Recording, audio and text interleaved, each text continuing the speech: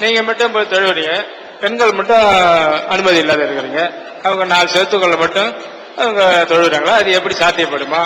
என்ன இறைவன் அவங்களுக்கு மட்டும் அருள் கொடுக்குறாங்களா அப்படின்றத கேள்விங்க.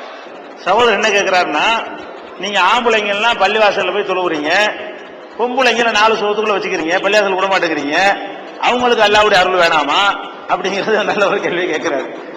அந்த கேள்விகள்லாம் எதுக்குன்னா, இந்த நிகழ்ச்சிக்கு முக்கியமான நோக்கம் நீங்க மட்டும் கிடையாது, எங்க மக்களுக்கு சில விஷயங்களை சொல்வதற்கு இது பயன்படுது. பாத்தீங்களா, இஸ்லாம் மார்க்கத்தை பொறுத்த வரைக்கும் பெண்கள் பள்ளிக்கு வர்ற விஷயம் இருக்குல்ல, அது உலகத்துல முதல்ல வழிபாட்டு தலத்துக்கு பெண்களை வர செஞ்சது இஸ்லாம் தான்.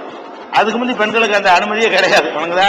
பெண்கள் வழிபாட்டு தலத்துக்கு வரணுங்கிறத நபிகள் நாயகம் தான் முதல்ல உடைச்சு என்ன செஞ்சாங்க, ஏற்பாடு செஞ்சாங்க. எப்படிலாம் ஏற்பாடு பண்ணாங்கன்னா, தொழுகைக்கு ஆண்களை நோக்கி சொன்னாங்க, ஆண்களே லா தம்னவு இமா அல்லாஹி அனில் மசாஜித், பெண்கள் பள்ளிவாசலுக்கு வருவதற்கு நீங்க தடுக்க கூடாது, புருஷமார் யாரும் தடை போடக்கூடாது. இதுக்கு முந்தி தடை போட்டுட்டு இருந்தீங்க, வழிபாட்டுதலுக்கு போக கூடாதுன்னு சொல்லி. புருஷன்மார்கள் யாரும் பெண்களை பள்ளிவாசலுக்கு தடுக்காதீங்க அப்படின்னு சொல்லுவாங்க, கட்டளை போடுவாங்க. எல்லா நேரத்தில் 5 நேர தொழுகையிலையும் ஆண்களை போலவே பெண்களும் பள்ளிவாசலுக்கு வருவார்கள்.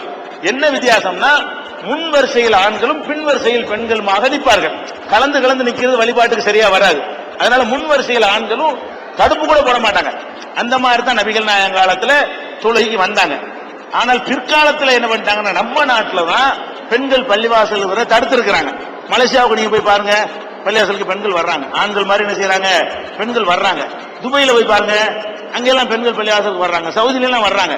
நம்ம நாட்டில் எப்படி இது வந்துச்சுன்னு எங்களுக்கு தெரியல. ஏன் இது நுழைஞ்சிச்சு? இஸ்லாத்துல பெண்கள் தானே பள்ளிவாசலுக்கு வந்தாங்க நபிகள் நாயகம் காலத்துல, இது ஏன் தடுத்தாங்கன்னு எங்களுக்கு தெரியல.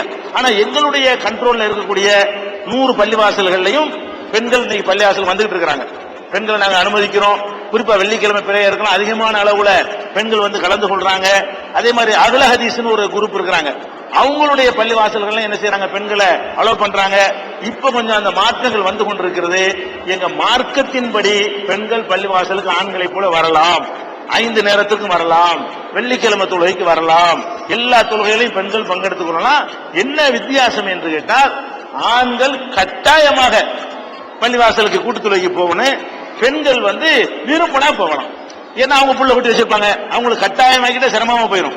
அவங்களுக்கு வித்தியாசம் என்னன்னு கேட்டா, உங்களுக்கு வாய்ப்பு இருந்தா போய்க்கிறங்க, வீட்டுல வேணா தொழுதுக்கிறங்க, பெண்களுக்கு சட்டம், ஆண்களுக்கு பள்ளிவாசலுக்கு போகணுங்கிற சட்டம். இதானே தவிர அவங்களுக்கு எந்த தடையும் கிடையாது. எங்க மார்க்கத்துல இந்த விழிப்புணர்வு நாங்க கொண்டு வந்து நிறைய ஊர்ல மாற்றம் கொண்டு வந்துட்டு இருக்கோம். விரைவில் சரியாயிரும்.